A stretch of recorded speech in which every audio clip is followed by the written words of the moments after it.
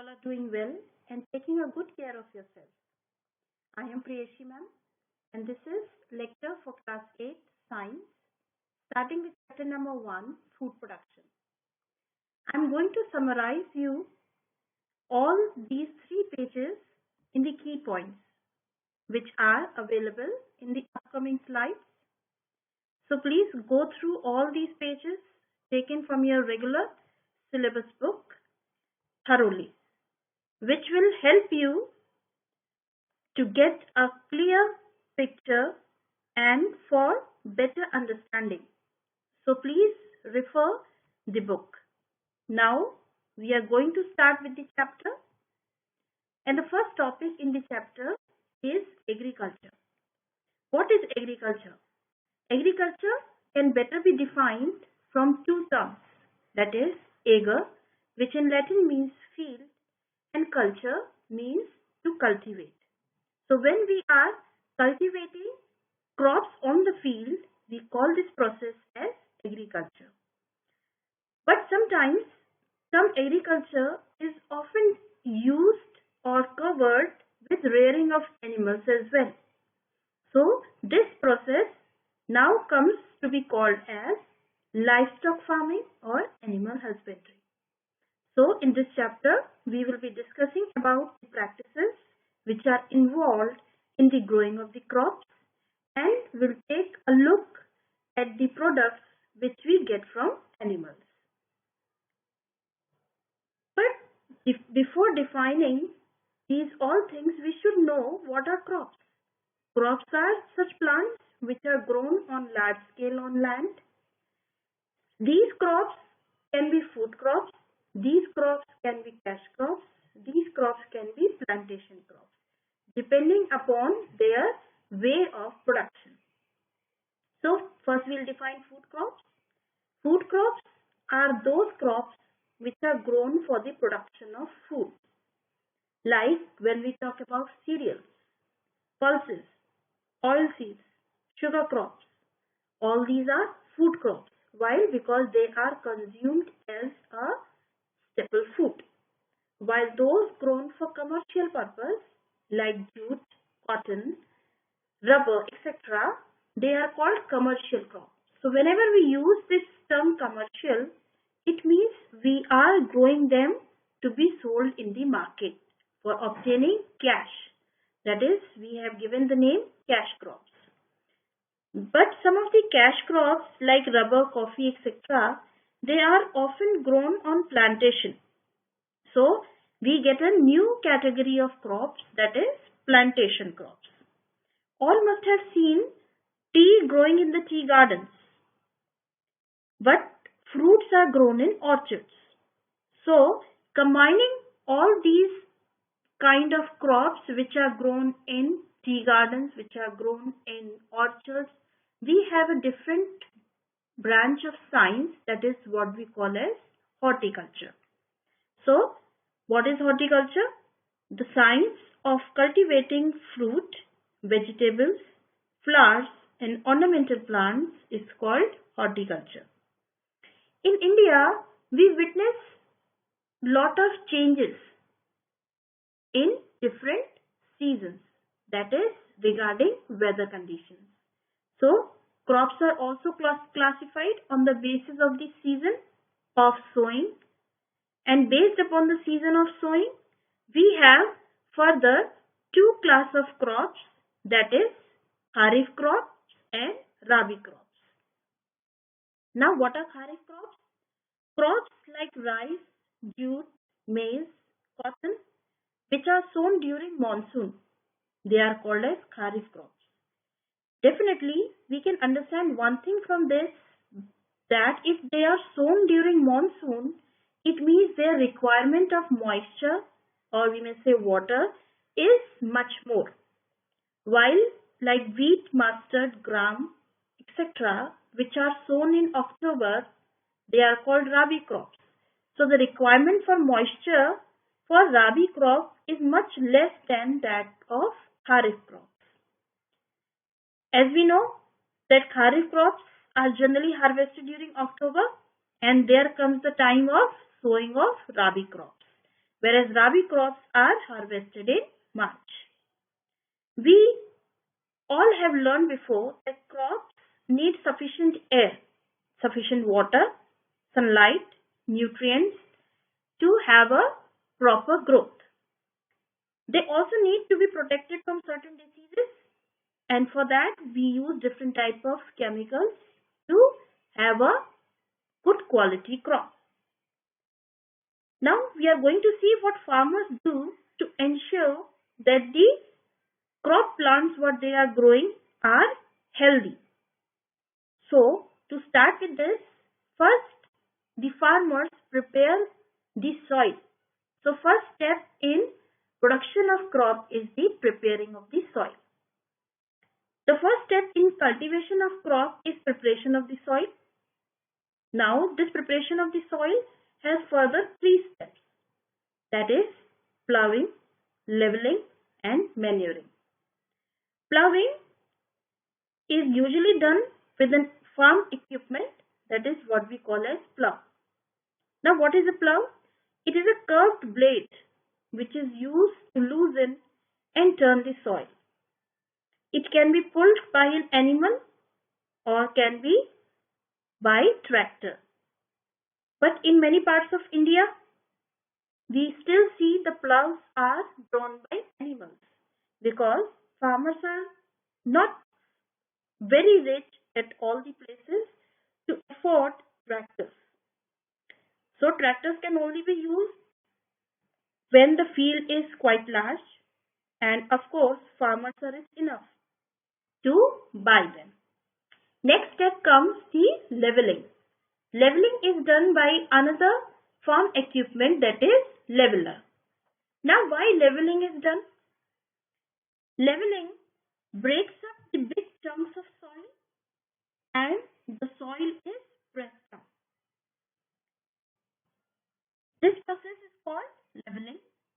Now it acts in soil the moisture and makes the soil to not to be loose enough so that it can prevent soil erosion.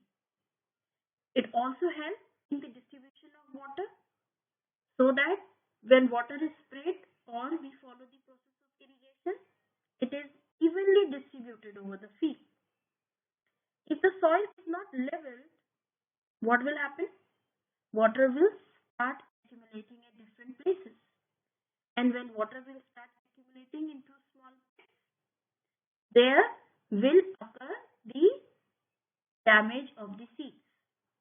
So a leveler, like a plough, can also be driven by animals or can be drawn by a tractor.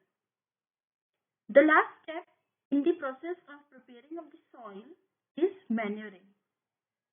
Some fertilizers and manures are added before sowing of the seeds and some added later. Why we add manure? To make the soil enriched with different nutrients, so that when seeds are sown, they may not suffer from deficiency of any kind of nutrient.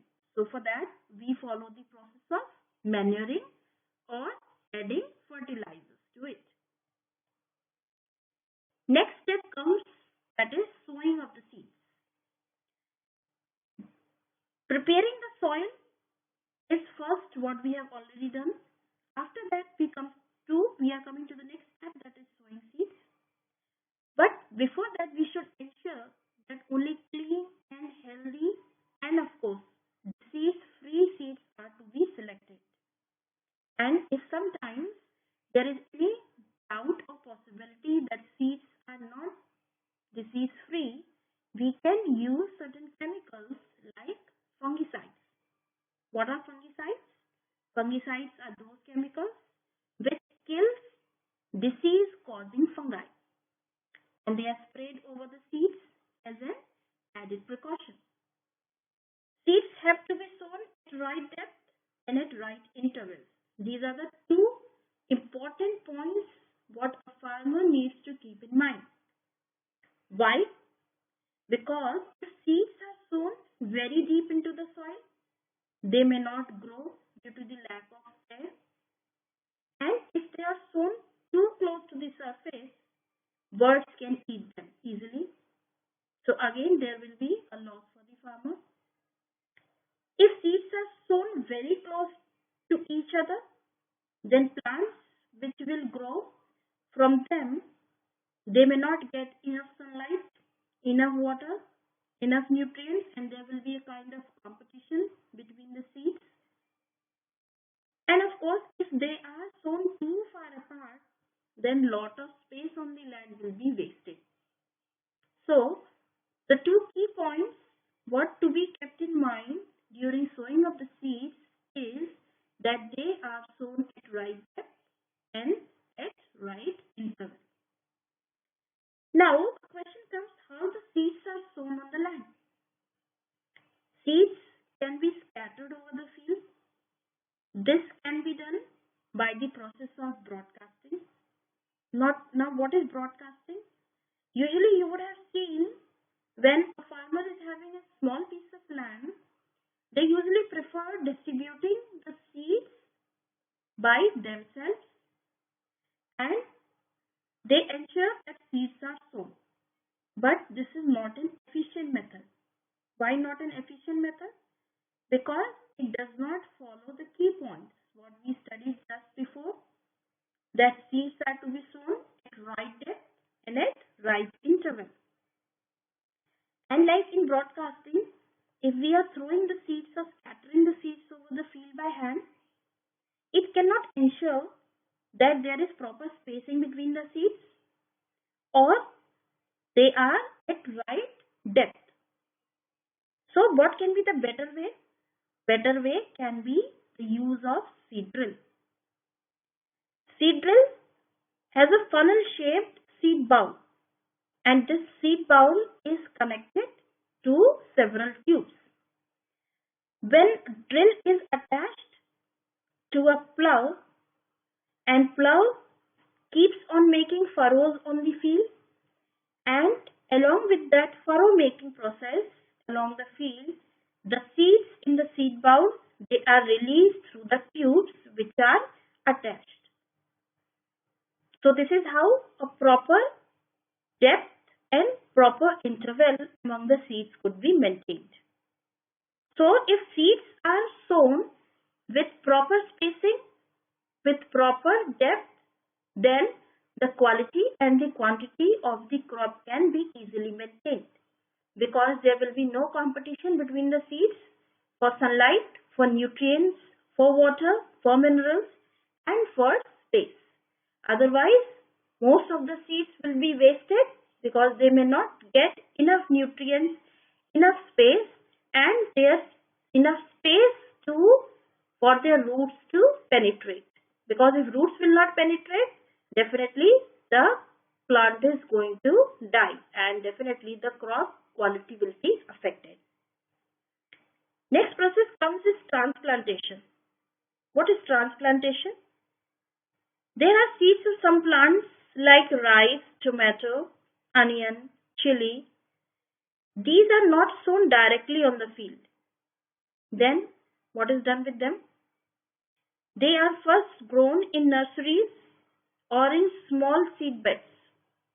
Now when they are grown in nurseries and when they develop into small plants, only the seedlings which have grown and are perfect, they are not diseased, they are not developing any kind of infection among them, they are only transferred or transplanted to the main field or to the crop field.